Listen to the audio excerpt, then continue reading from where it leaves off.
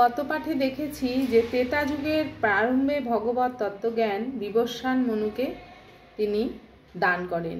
মানব সমাজের পিতা মনু, আর মনু কিন্তু তারপরে পরম্পরাক্রমে এই ধারাবাহিকভাবে কিন্তু এই গীতার জ্ঞান চলে আসছে। আর ভগবান কিন্তু প্রথম অর্জুনকে দান করলেন না গীতার জ্ঞান, তার আগে বহুবার কিন্তু গীতার জ্ঞান ভগবান দান করেছেন।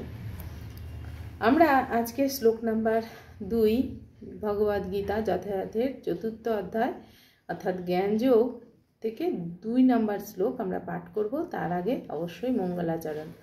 ওম অজ্ঞানতিমিরান্ধস্য জ্ঞানাঞ্জন শলাকায়া চক্ষুন্মিলিतं येन তস্मै শ্রী গুরুবে নমঃ। শ্রীচৈতন্য মনোভীষ্টং স্থাপিतं येन ভূতলে স্বয়ং রূপং কদামহং দদাতি স্বপদান্তিকাম। হে কৃষ্ণ করুণা সিন্ধু দীনবন্ধু জগৎপতি গোপীশ গোপিকাকান্ত রাধাকান্ত নমস্তুতে। তপ্তকাঞ্চন গৌরাঙ্গী রাধে বৃন্দাবনেশ্বরী বিশ্বভানুসুতে দেবী প্রণমামি হরিপ্রিয়ে। वंशाकल्पतरुभ्यश्च कृपा सिन्धुभ्येव च पतितानां पावनेभ्यो वैष्णवेभ्यो नमो नमो। जय श्री कृष्ण चैतन्य प्रभु नित्यानंद श्री अद्वैत गदाधर श्रीवासादि गौरभक्तवृंद। हरे कृष्ण कृष्ण कृष्ण हरे हरे, हरे राम राम राम हरे हरे। मूकं करोति वाचालं पङ्गुं लङ्घयति गिरिं यत्कृपातमहं वन्दे परमानन्दाय माधव। श्रील प्रभुपाद की जय। ग्रंथराज श्रीमद् भगवद गीता যথাযথের জয়। আমরা শ্লোক নাম্বার 2 প্রথমে পাঠ করব, তারপরে অনুবাদ এবং তাৎপর্য প্রভুপাদ কি দিয়েছে সেটা আমরা পাঠ করব। শ্লোক নাম্বার 2। এবং পরম্পরা প্রাপ্তম ইমম রাজ্যশয় বিদুষ কালেন ইহু মহতা যোগ নষ্ট পরন্তপ। অনুবাদ। এইভাবে পরম্পরা মাধ্যমে এই পরম বিজ্ঞান রাজর্ষিরা লাভ করেছিলেন, কিন্তু কালের প্রভাবে পরম্পরা ছিন্ন হয়েছিল এবং সেই যোগ নষ্ট প্রায় হয়েছে। তাৎপর্য। এখানে স্পষ্টভাবে বলা হয়েছে গীতা রাজর্ষিদের জন্যই বিশেষভাবে উদ্দিষ্ট হয়েছিল, কারণ তারা যথাযথভাবে প্রজা পালনের কাজে এই শাস্ত্রের উদ্দেশ্য লক্ষ্য কার্যকরী করবেন। গীতা রাজর্ষিদের জন্য ভগবান প্রথম দিয়েছিলেন এবং তারা প্রজা পালনের জন্য রাজারা সেই উদ্দেশ্য লক্ষ্যেই এইটা কার্যকরী করতেন। ভগবদ গীতার অমৃতময় উপদেশ কখনোই অসুরদের জন্য নয়, তারা এই জ্ঞানকে গ্রহণ করতে অক্ষম এবং জনগণের সেবায় প্রয়োগ করতে অক্ষম। পক্ষান্তরে তারা নিজেদের খেয়াল খুশি মতো ভগবানের দেয়া এই দিব্য জ্ঞানের কদর্থ করেন এবং এই সমস্ত মূঢ় দুরাচারীদের কদর্থ সমন্বিত মন্তব্যে ভগবদ গীতার প্রকৃত উদ্দেশ্য যখনই ব্যাহত হয় তখনই গুরু শিষ্যের পরম্পরা পুনঃপ্রতিষ্ঠা করার প্রয়োজনীয়তা দেখা দেয়। 5000 বছর আগে ভগবান স্বয়ং লক্ষ্য করেন যে সেই গুরু শিষ্য পরম্পরার ধারা বিচ্ছিন্ন হয়ে গেছে। ভগবান বলছেন এখানে যে গুরু পরম্পরার ধারার থেকে তুমি গীতা জ্ঞান পাঠ করো বা শ্রবণ করো, গুরু শিষ্য পরম্পরার ধারা থেকে। ভগবান যখন 5000 বছর আগে দেখলেন যে সেই ধারা বিচ্ছিন্ন হয়ে যাচ্ছে, লুপ্ত হয়ে যাচ্ছে, তখন তিনি আবার অর্জুনকে সেই জ্ঞান দিয়েছিলেন। কারণ কি? তিনি চেয়েছেন গুরু পরম্পরা ধারার থেকেই সবাই যেন এই গীতার জ্ঞান গ্রহণ করে, তাহলে সে পুরো ভুল ত্রুটিবিহীন গীতার জ্ঞান যাতে সবার কাছে পৌঁছায়, সেই জন্য গুরু পরম্পরা ধারার থেকেই অবশ্যই গীতার জ্ঞান আহরণ করা দরকার। আজকের জগতেও আমরা দেখতে পাই যে গীতার অর্থ কিভাবে বিকৃত হয়ে গেছে। গত পাঠে আমি বলেছি যে যে কোনো জায়গা থেকে তোমরা যদি গীতার জ্ঞান শুনতে পাও সেখানে শুনবে গীতার মধ্যে, আমরা পুরো গীতাটা যখন পড়বো আমরা তখন দেখতে পাবো গীতাতে কোথাও কিন্তু রাধারানীর কথা উল্লেখ নেই। সেখানে আজকের অনেক গীতায় দেখতে পাই রাধারানীকে নিয়ে চলে আসছে, গীতার পাঠ দিচ্ছে সেখানে দেখা যাচ্ছে গীতার জ্ঞানের মধ্যে রাধারানীকে নিয়ে চলে আসছে। এগুলোকে বিকৃত করা গীতার জ্ঞানকে। গীতার অনেক সংস্করণ আছে, বিশেষ করে ইংরাজি ভাষায়, কিন্তু তাদের মধ্যে প্রায় কোনোটাই গুরু পরম্পরা ধারা অনুযায়ী নয়। তথাকথিত সমস্ত পণ্ডিতেরা গীতার অসংখ্য ধরনের ব্যাখ্যা লিখে কৃষ্ণকথার নামে একটা ভালো ব্যবসা জাকিয়ে বসেছে, কিন্তু তাদের মধ্যে প্রায় কেউই ভগবানের পরম পুরুষোত্তম ভগবত্তায় বিশ্বাস করে না।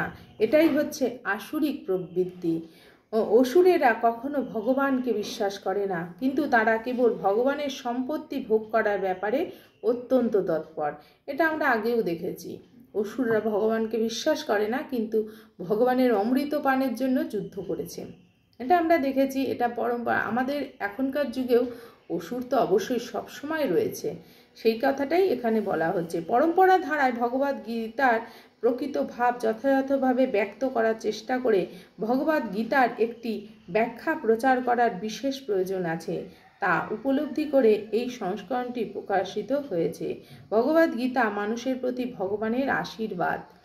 মানব সমাজে এইটি এক অমূল্য সম্পদ। মানব সমাজে গীতা যে কি অমূল্য সম্পদ, যে বুঝতে পেরেছে সেই জানে যে ভগবান কি দিয়ে গেছেন বা দিয়েছেন আমাদেরকে।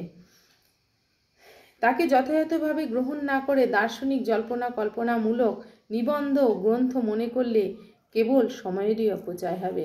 অনেকে ভাবে বই পড়ার মতো গীতা পড়ছি, কিন্তু সেটা তাহলে তার সময়ের অপচয় মাত্র। সে কোনো কিছুই শিখতে পারবে না, জানতেও পারবে না। তাই গীতা পাঠ করতে গেলে গুরু পরম্পরা ধারায় শিক্ষাগত যোগ্যতা নিয়ে অবশ্যই তাকে পাঠ করতে হবে। না হলে সে ভুলভাল বোঝাবে, যাকে বোঝাবে সেও ভুল বুঝবে, আর যে বোঝাবে সে তো ভুল বোঝাবেই। তাই জন্য গীতা শ্রবণ করার আগে অবশ্যই জানা প্রয়োজন যে সেই ব্যক্তিটি কি ঠিকঠাকভাবে গীতা পাঠ শিখেছেন বা গীতা সম্পর্কে তার জ্ঞান আছে, তাহলেই তার থেকে শোনা প্রয়োজন। আজকে শ্লোক নাম্বার 2 আমরা পাঠ করলাম। এবার শ্লোক নাম্বার 3 আমরা পাঠ করি।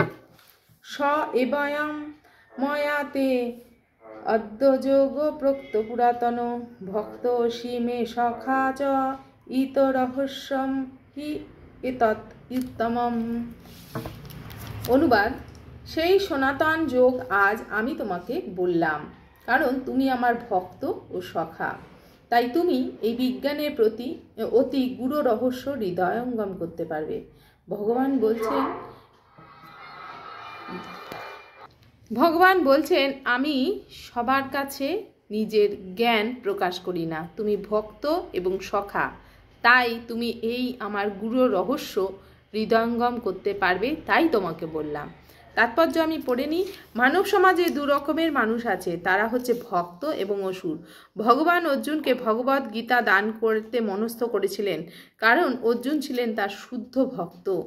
অসুরেরা কখনোই এই রহস্যাবৃত জ্ঞানের মর্মার্থ উপলব্ধি করতে পারে না।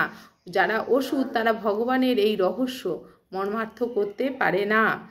এই মহৎ শাস্ত্র ভগবদ গীতার বহু সংস্করণ আছে, তার মধ্যে কোনটা ভক্তের মন্তব্য সমন্বিত আর কোনটা অসুরের মন্তব্য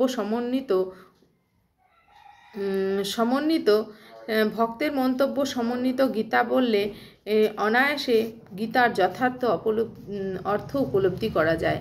ভক্ত যেই গীতা বলেছেন, যে গীতা লিখেছেন, সেই গীতার মর্মার্থ আমরা যদি পড়ি, যেমন প্রভুপাদের গীতা আজ পৃথিবী ছেয়ে গেছে, সবাই পড়ছে প্রভুপাদের গীতা। ভক্তের গীতা পড়লে, আর যারা ব্যবসার জন্য গীতা প্রকাশ করছে বা প্রকাশনী খুলেছে, তাদের গীতার ভাব অন্যরকম, প্রভুপাদের ভাব অন্যরকম। যাই হোক, পড়লে উপলব্ধি করা যায়, ভগবানের মহত্ব উপলব্ধি করতে পেরে সে হৃদয়ের ভক্তির সঞ্চার করতে পারে। কিন্তু অসুরের মন্তব্য বললে কোনো কাজই হয় না, উপরন্তু সর্বনাশ হয়। অর্জুন জানতেন শ্রীকৃষ্ণ হচ্ছেন পরমেশ্বর স্বয়ং ভগবান, তাই অর্জুনের পদাঙ্ক অনুসরণ করে ভগবান শ্রীকৃষ্ণকে সর্বকারণের কারণ পরমেশ্বর ভগবান বলে মেনে নিয়ে ভগবদ গীতাকে হৃদয়ঙ্গম করলেই এই পরম বিজ্ঞানের প্রতি যথাযথ শ্রদ্ধা অর্পণ করা হয়। অর্জুন যেহেতু পরমেশ্বর ভগবানের পরম সখা, তিনি জানতেন যে সে স্বয়ং ভগবান, তাই অর্জুনকে আমরা যদি অর্জুনের পদাঙ্ক যদি আমরা অনুসরণ করে তাকে ভগবান শ্রীকৃষ্ণকে আমরা যদি সর্বকারণের কারণ পরমেশ্বর ভগবান বলে মেনে নিই, তাহলে এই বিজ্ঞানের প্রতি আমাদের যথাযথ শ্রদ্ধা অর্পণ করা হয়। অসুরেরা কিন্তু নানা রকম জল্পনা কল্পনা করে শ্রীকৃষ্ণের পরিচয় নির্ধারণ করতে চেষ্টা করে। তারা ভগবানের নানা রকম পরিচয়ও খুঁজে বার করে।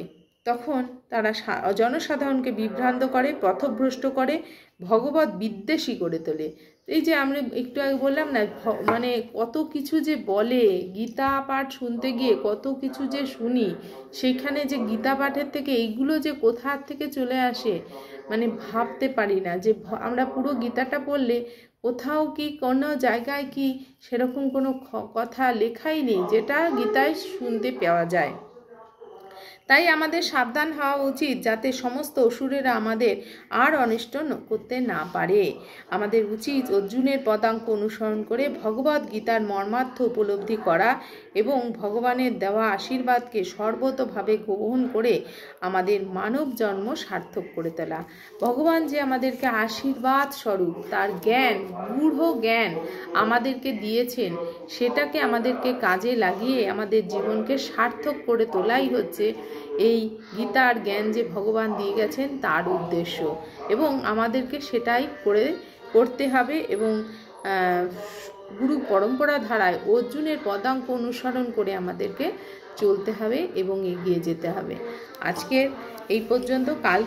কালকের পাঠে আমরা দেখব যে অর্জুন বলছেন ভগবানকে, অর্জুন আবার প্রশ্ন করবেন ভগবানকে। আমরা জ্ঞানযোগে কালকে দেখতে পারবো। অর্জুনের প্রথম প্রশ্ন জ্ঞানযোগে অর্জুন কি প্রশ্ন করছেন ভগবানকে সেটা আমরা জানতে পারবো। আজকে এই পর্যন্ত রাখলাম।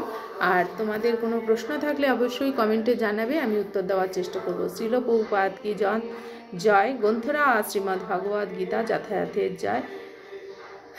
হরি বল।